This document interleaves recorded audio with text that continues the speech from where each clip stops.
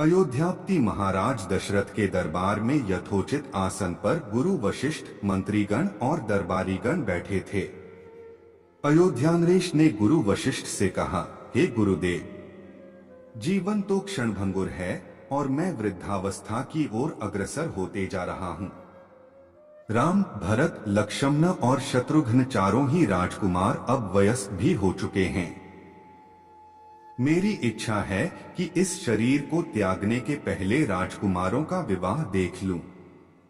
अतः आपसे निवेदन है कि इन राजकुमारों के लिए योग्य कन्याओं की खोज करवाएं।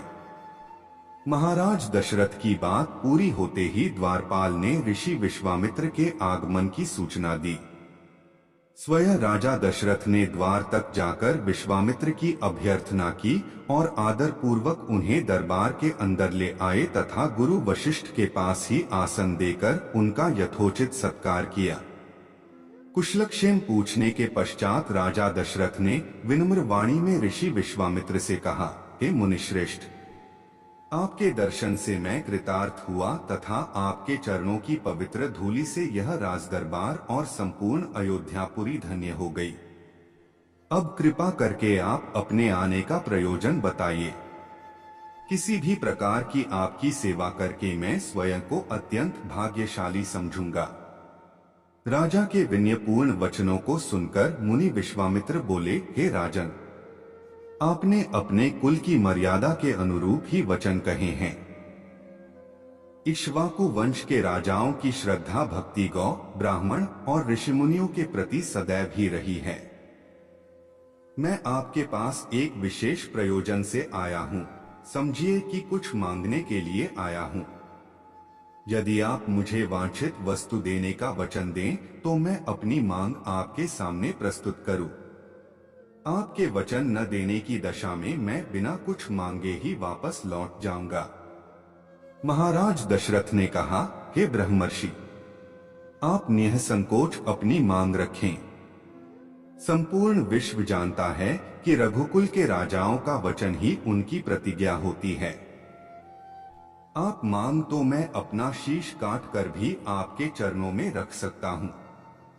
उनके इन वचनों से आश्वस्त ऋषि विश्वामित्र बोले, राजन, मैं अपने आश्रम में एक यज्ञ कर रहा हूँ। इस यज्ञ के पूर्णाहुति के समय मारीच और सुबाहु नाम के 2 राक्षस आकर रक्त, मांस आदि अपवित्र वस्तुएं यज्ञ वेदी में फेंक देते हैं।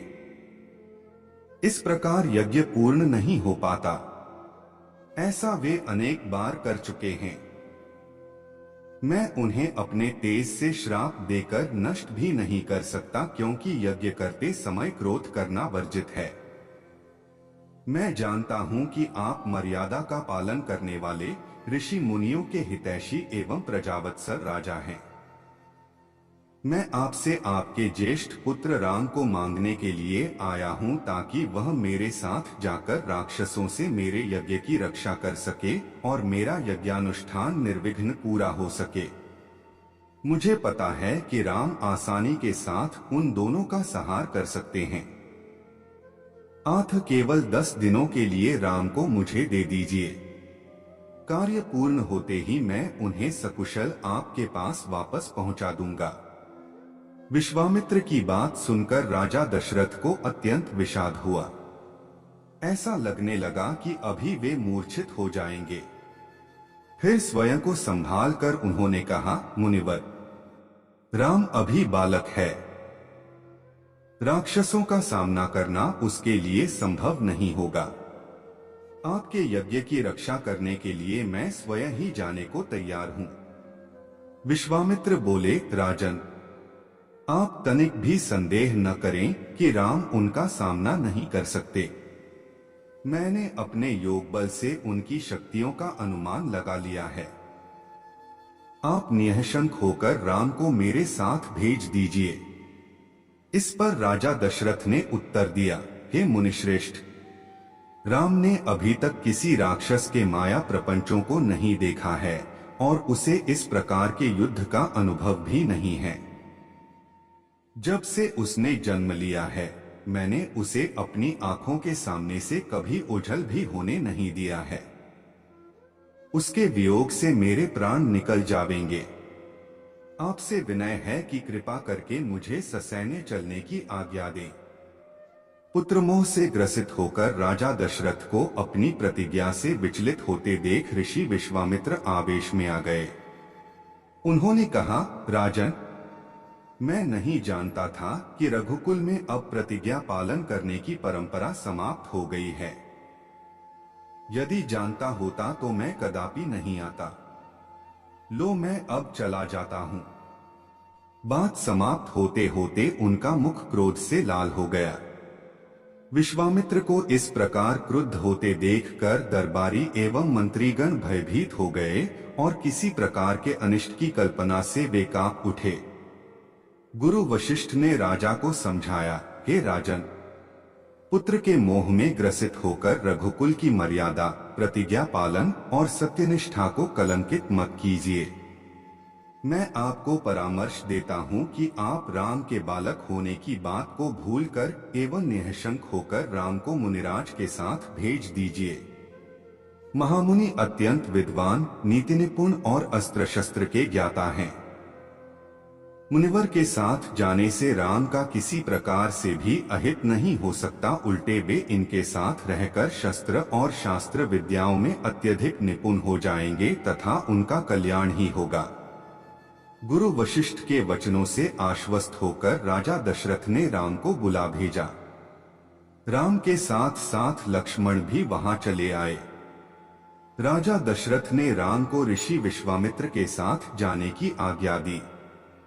पिता की आज्ञा शिरोधार्य करके राम के मुनिवर के साथ जाने के लिए तैयार हो जाने पर लक्ष्मण ने भी ऋषि विश्वामित्र से साथ चलने के लिए प्रार्थना की और अपने पिता से भी राम के साथ जाने के लिए अनुमति मांगी।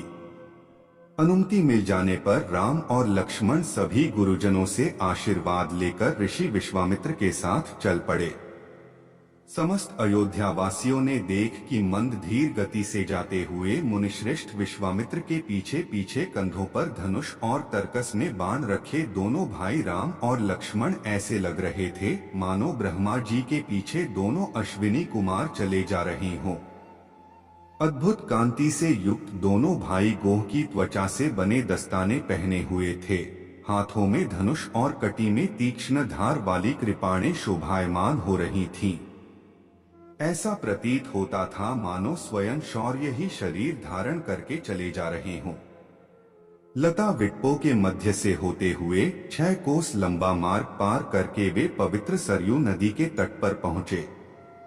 मुनि विश्वामित्र ने स्नेहयुक्त मधुर वाणी में कहा, हे वत्स, अब तुम लोग सरयू के पवित्र जल से आचमन स्नानादि करके अपनी थकान दूर कर लो, फिर मैं तुम्हें प्रशिक्षण दूंगा। सर्वप्रथम मैं तुम्हें बला और अतिबला नामक विद्याएं सिखाऊंगा। इन विद्याओं के विषय में राम के द्वारा जिज्ञासा प्रकट करने पर ऋषि विश्वामित्र ने बताया, ये दोनों ही विद्याएं असाधारण हैं। इन विद्याओं में पारंगत व्यक्तियों की गिनती संसार के श्रेष्ठ पुरुषों में होती है। विद्वानों ने इन्हें समस्त विद्याओं की जननी बताया है। इन विद्याओं को प्राप्त करके तुम भूख और प्यास पर विजय पा जाओगे। इन तेजोमय विद्याओं की सृष्टि स्वयं ब्रह्मा जी ने की है। इन विद्याओं को पाने का अधिकारी समझकर मैं तुम्हें इन्हें प्रदान कर रहा हूं। राम और लक्ष्मण के स्नानादि से निवृत्त होने के पश्चात विश्वामित्र जी ने उन्हें इन विद्याओं की दीक्षा दी। इन विद्याओं के प्राप्त हो जाने पर उनके मुख मंडल पर अद्भुत कांति आ गई। तीनों ने सरयू तट पर ही विश्राम किया। गुरु की सेवा करने के पश्चात दोनों भाई तृण शय्याओं पर सो गए।